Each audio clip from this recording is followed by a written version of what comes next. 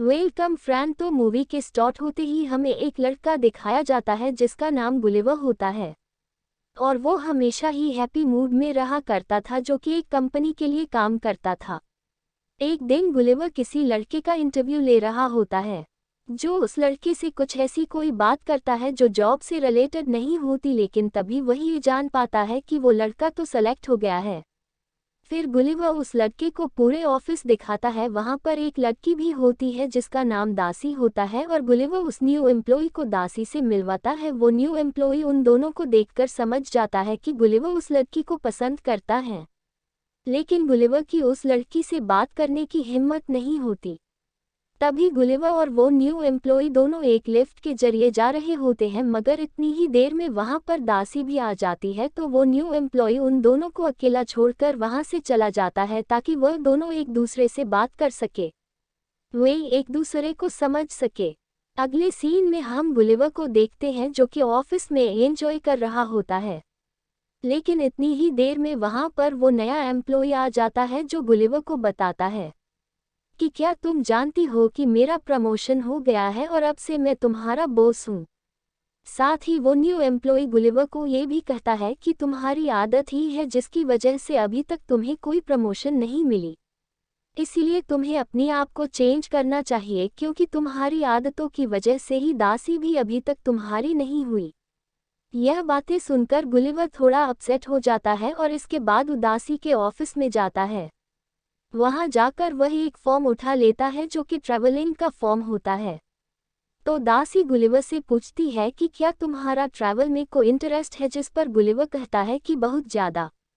वो बताता है कि मैं न्यूयॉर्क, इंग्लैंड एवं इंडिया में घूमकर आया हूँ। ये सुनकर दासी खुश हो जाती है और वह गुलिवर को कहती है कि तुम्हें ज़रूर कुछ न कुछ लिखना चाहिए उन जगहों के बारे में जहाँ पर घूमकर आए हों।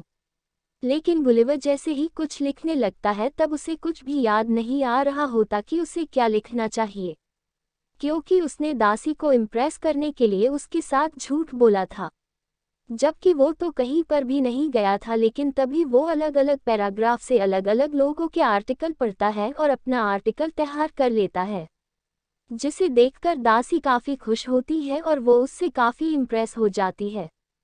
फिर दासी गुलिवर से कहती है कि फिर तो तुम्हें बरमूडा ट्रायंगल पर जाकर जरूर कुछ न कुछ लिखना चाहिए। अगली सुबह गुलिवर बरमूडा के लिए निकल पड़ता है, जहां पर बोट का कैप्टन उसे बोट तक ले जाता है और उसे बोट के बारे में जानकारी देता है कि आपने सिर्फ मैप को फॉलो करते हुए आगे बढ़ना है और फिर तुम बरमूडा ट्रायंगल पर पहुंच जाओगे, और जब तुमने वापस आना हो तो इस बटन को घुमा देना। जिस पर गुलिवर कहता है कि ये मेरे लिए कोई बड़ी बात नहीं है, मैं इसे आसानी से कर दूंगा। इसके बाद गुलिवर बरमूडा ट्रायंगल के लिए निकल जाता है, लेकिन रास्ते में उसकी आंख लग जाती है, उसे नींद आ जाती है।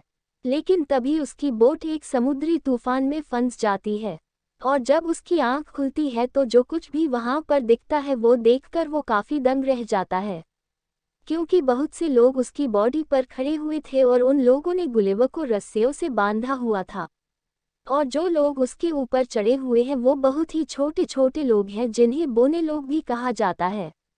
उन छोटे लोगों ने गुलिवर के ऊपर लकड़ी का एक ब्रिज बना रखा था और वो छोटे लोग गुलिवर को राक्षस समझ रही थी जो उन लोगों को मार कर खा लेगा।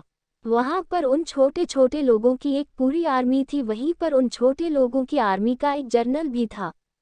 लेकिन तभी गुलिवर खुद को आज़ाद करने के लिए खड़ा होने की कोशिश करता है, लेकिन वे बोने लोग उसे फिर से पकड़ने लगते हैं और तभी गुलिवर जोर से गिर जाता है और एक छोटा सोल्जर गुलिवर के नीचे आकर दब जाता है। फिर बोने लोग गुलिवर को बांधकर अपने राजा के पास ले जा रहे होते हैं। गुलिवर उनकी किंग को कहता है कि मैं कोई राक्षस या दानव नहीं हूँ, बल्कि मैं एक नॉर्मल इंसान हूँ और मुझे बताओ कि यह जगह कौन सी है। लेकिन वो गुलिवर पर विश्वास नहीं करते और बोने लोग गुलिवर को एक जगह पर कैद कर देते हैं। वहीं पर गुलिवर को एक कैदी भी मिलता है और इस कैदी का नाम होरेशियो होता है। लेकिन रेशियो गुलिवर जैसा नहीं था, बल्कि वह इन लोगों जैसा बोना ही था।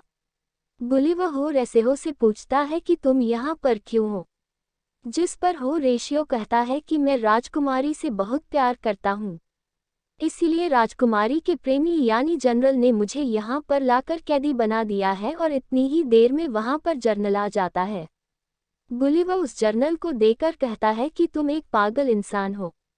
तो वह गुलिवर से पूछता है कि पागल का मतलब क्या होता है। इस पर गुलिवर कहता है कि पागल का मतलब होता है सबसे बहादुर आदमी। इसके बाद वह जनरल खुद को पागल कहकर बुलाने लगता है कि एक दिन वो जनरल बैल की जगह गुलिवर को लगाता है और खुद गुलिवर की सवारी करता है। लेकिन तभी उनके राज्य पर दुश्मन अटैक कर देते हैं और राज्य में आग लगा दी जाती है। औरतों और राजकुमारी को किडनैप करने की कोशिश की जाती है। लेकिन तभी वहां पर गुलिवर आकर राजकुमारी को बचा लेता है। लेकिन पूरे महल में अब आग लग चुकी थी। डर की वजह से लोग डर कर इधर उधर भागने लगते हैं और वहां पर लोगों की हलचल मच जाती है। तो गुलिवर उनसे कहता है कि सुनो, इसमें कोई टेंशन वाली बात नहीं है, मैं आग को बुझा दूंगा। और फिर गुलिवर वहां पर लगी सारी आग को सुसु से बुझा देता है। इसी बीच वह जनरल पर भी सुसु करता है, जिससे जनरल को काफी गुस्सा आ जाता है और वो वहां से चला जाता है। ये देखकर राजा गुलिवर से काफी खुश हो जाता है और खाने पर बुलाता है, जिस पर गुलिवर कहता है कि मैं खाने के लिए तो आ जाऊंगा, लेकिन मेरी एक शर्त है, ये है कि रेशियो को आज़ाद किया जाए। तो राजा गुलिवर की बात मान लेता है और वो रेशियो को आज़ाद कर दिया जाता है। फिर गुलिवर राजा और उन सारे लोगों के साथ खाना खा रहा होता है। तभी राजा गुलिवर से पूछता है कि क्या तुम रिवर सिटी से आए हो। इस पर गुलिवर कहता है कि मैं तो न्यूयॉर्क से आया हूँ। तभी वो सब लोग गुलिवर को न्यूयॉर्क का राष्ट्रपति समझने लगते हैं। गुलिवर वहां पर बड़ी बड़ी बातें करने लगता है कि किस तरह से उसने न्यूयॉर्क के साथ साथ वहां पर रहने वाले लोगों को भी बचाया, और मैं न्यूयॉर्क का सबसे इंटेलिजेंट और काबिल प्रधान हूँ। राजा गुलिवर को कहता है कि हम लोग तुम्हारी बोट ढूंढ लेंगे। राजा गुलिवर के लिए काफी बड़ा घर बनवाता है ताकि गुलिवर वहां पर आराम से रह सके। हम देखते हैं कि गुलिवर और रेशियो इस बारे में डिस्कस कर रहे होते हैं कि आखिर राजकुमारी को इम्प्रेस कैसे किया जाए। फिर गुलिवर जैसे जैसे रेशिया को बताता है, रेशियो उसकी सारी बातों को फॉलो करता है। जहां पर गुलिवर रेशियो से वो सारे बेवकूफियों वाली हरकतें करवाता है जो वो खुद भी करता रहता है। मगर इसके बावजूद भी राजकुमारी रेशियो से इम्प्रेस हो जाती है। उसी रात को वो जनरल गुलिवर की बोट ढूंढ लेता है, क्योंकि जनरल जल्द से जल्द गुलिवर को वहां से निकालना चाहता था। बोट में गुलिवर को अपना मोबाइल मिल जाता है, जिसमें दासी का वॉइस मैसेज आया होता है और गुलिवर उसे सुनने लगता है। मैसेज में दासी ने गुलिवर को कहा होता है कि मैं तुमसे मिलने के लिए वहां पर आ रही हूँ। फिर हम देखते हैं कि दुश्मन ने फिर से अटैक कर दिया है।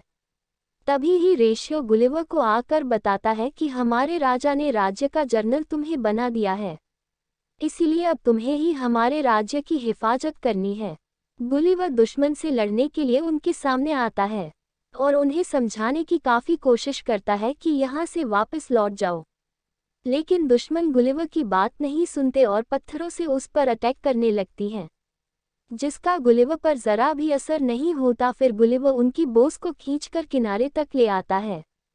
इस तरह गुलिवर उनके राज्य को बचा लेता है और अब वह जनरल गुलिवर से और ज़्यादा जलने लग गया था।